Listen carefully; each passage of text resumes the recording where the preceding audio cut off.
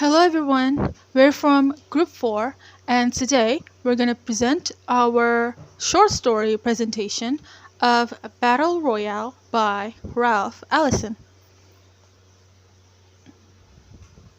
First thing first, we're going to do an introduction. My name is Putry Rahma and Safitry. My name is Nawang Roro Paradhesay. My name is Rafa Talitha. My name is Mihammad Daffa A. Here's the overview of what we're going to talk about in today's presentation. The first one is biography, and then the story, the plot, point of view, characters, setting, and the last one is genre.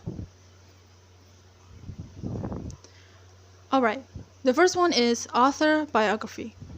Ralph Waldo Ellison, born in 1914 in Oklahoma City and raised by his widowed mother, emerged as a significant literary figure with his 1952 masterpiece, Invisible Man, which won the National Book Award. A grandson of slaves, Ellison initially pursued a career in music before establishing himself in the literary world.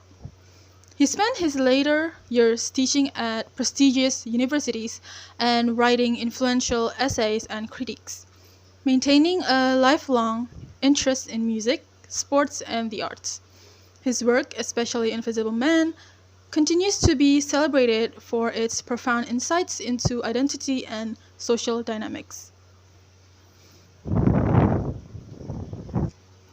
The story Battle Royale, Ralph Ellison's short story, The Battle Royale, published in 1952, portrays the situation for African Americans in the U.S. after slavery.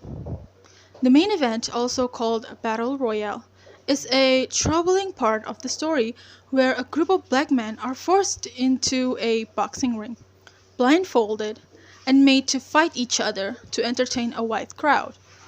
This cruel event symbolizes the bigger challenges and unfair treatment that African Americans continued to face as they sought equal rights.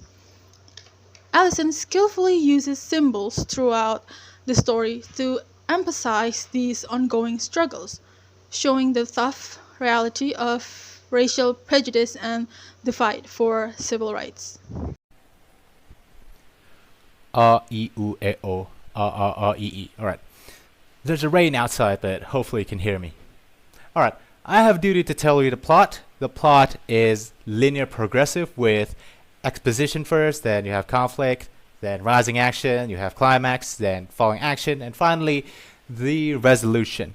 The story is about a young black man who had been invited to deliver a speech to an audience of white people in the town hall, but while he thought he could deliver the speech immediately, he was forced to join a boxing match, a deathmatch boxing match that will be participated by another black man called Battle Royale. That's where they got the title of the short story, Battle Royale.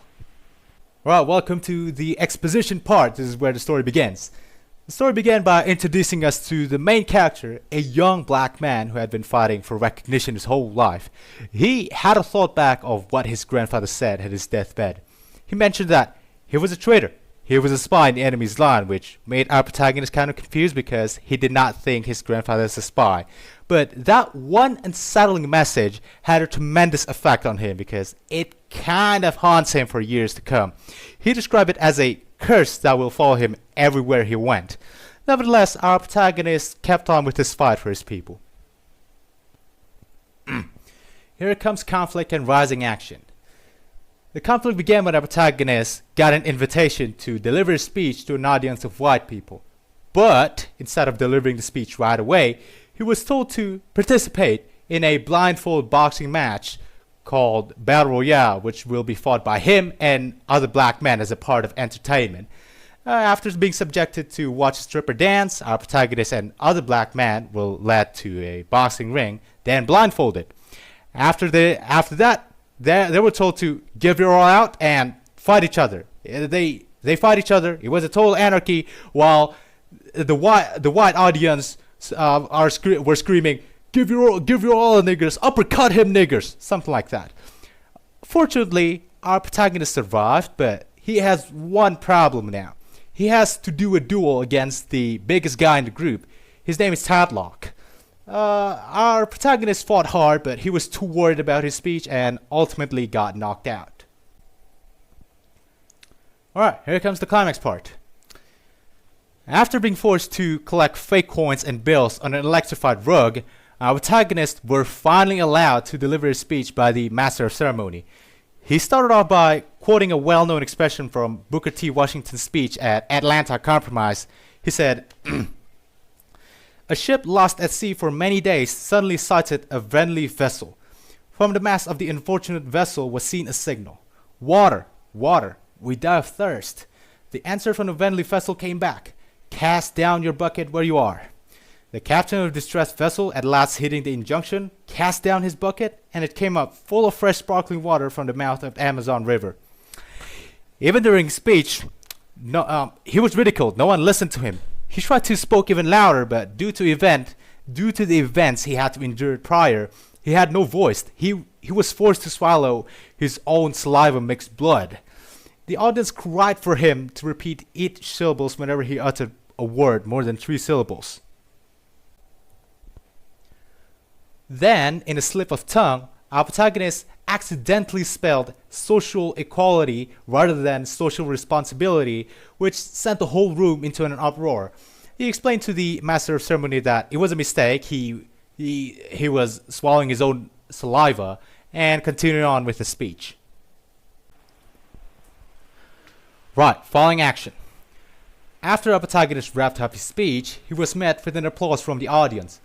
Despite the audience ignoring him for almost the whole speech, the superintendent came forth and, praising him for what he did, he then brought out a package wrapped in white tissue paper and unwrapped it. It was a calfskin briefcase, and he told our protagonist to open it by himself. To our protagonist's surprise, it contained a scholarship document to the State College for Negroes. He was overjoyed and left the place. He was met with applause when he got back home. Finally, the resolution part. The story wrapped up by our protagonist having a dream about how he went to a circus with his grandfather and how his grandfather never laughed at the clown no matter what they did. He later told the protagonist to open an envelope. After finding an envelope, inside of an envelope, got it? He found a document containing a short message in letters of gold. His grandfather told the protagonist to read it out loud. "Keep this nigger boy running." What was written on it? He woke up right after that. That's the whole plot. Next is point of view. This story uses first-person point of view.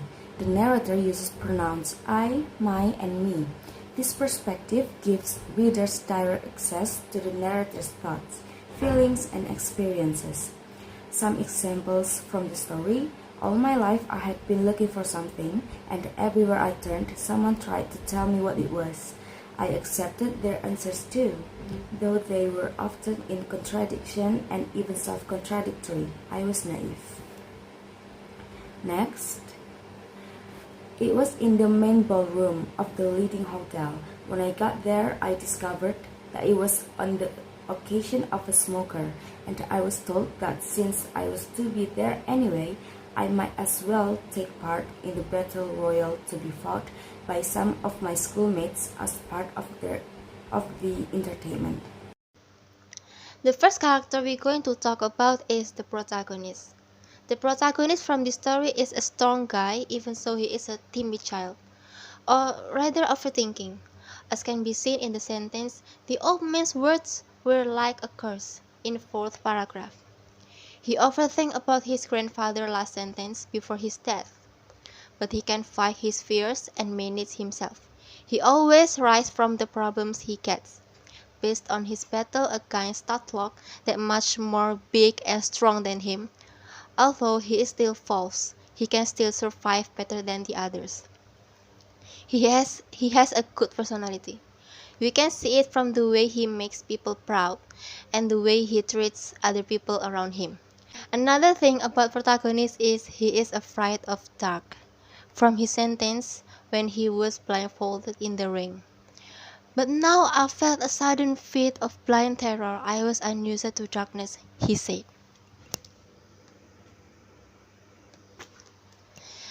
And second is white man. White man here means the most important men of the town, that is white people, such as bankers, lawyers, judges, doctors, fire thieves, teachers, merchants, even one of the more fashionable pastors. Their characters here are arrogant, heartless, and also persecutors of black people. They use black people as their entertainment by pitting them against each other in unusual situations, such as not being able to see. They also laugh and ignore the protagonist's speech, whose words were convoluted because he was swallowing blood. We can see all of this from the 7th paragraph until paragraph before the ending. And the next is the grandfather. The grandfather is one of flat characters. He is a former slave that is full of mystery. His character not prominent but affecting the protagonist. There are many things related to the grandfather that the protagonist doesn't understand. One of which is he had called himself a traitor and a spy, and he had spoken of his meekness as a dangerous activity. But according to what protagonists say, his grandfather is a kind person from sentence. Grandfather had been a quiet old man who never made any trouble, in 4th paragraph. And the next is Tatlock. Tatlock is also a flat character. He is an ordinary strong man who takes advantage of entertainment events for white people and earns as much money as possible. He is a tough and rude person, as seen from his dialogue with the protagonist. "Fake like I knock you out, you can have the prize," the protagonist said. And then the Tatlock replies, "I will break your behind." "For them?" "For me, son of a bitch." And the next is the superintendent. The superintendent is one of flat character, the leading official of the school the protagonist just graduated from. The last flat character is the magnificent blonde naked woman. A dancer brought in to entertain the white man. The protagonist empathizes with her vulnerability and objectification. She almost tempting the protagonist. Next is setting. Setting of place. The first one is grandfather's bedroom. On his deathbed, he called my father to him and said, "Son, after I'm gone, I want you to keep up the good fight." Second one, at hotel's ballroom. It was in the main ballroom of the leading hotel. When I got there, I discovered that it was on the occasion of a smoker, and I was told that since I was to be there anyway, I might as well take part in the battle royal to be fought by some of my schoolmates as part of the entertainment. The third, protagonist's house. When I reached home, everyone was excited. Next day, the neighbors came to congratulate me. Setting of time. First one at night. That night, I dreamed I was at a circus with him and that he refused to laugh at the clowns no matter what they did. The second one, protagonist's graduation day. On my graduation day, I delivered an oration in which I showed that humility was the secret, indeed, the very essence of progress. Next is setting of social surrounding. This story likely set place in the late 1940s in the United States, where racial tensions were high and African Americans faced discrimination. The protagonist mentions Garden Parks and Ralph Ellison, with Parks being an African American photographer. Next is genre. The genre of the story is a Bildungsroman because the story tells the protagonist's growth and evolution. From the story, the protagonist struggling with his identity and social expectations, finally gaining a deeper understanding of himself and his place in the world.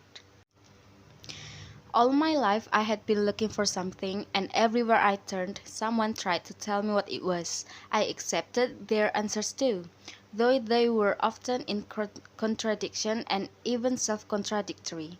I was naive. I was looking for myself and asking everyone except myself questions which I and only I could answer. It took me a long time and much painful boomeranging of my expectation to achieve a realization everyone else appears to have been born with, that I'm nobody but myself. Alright, that's all for our presentation this time. Thank you for your attention. We appreciate it.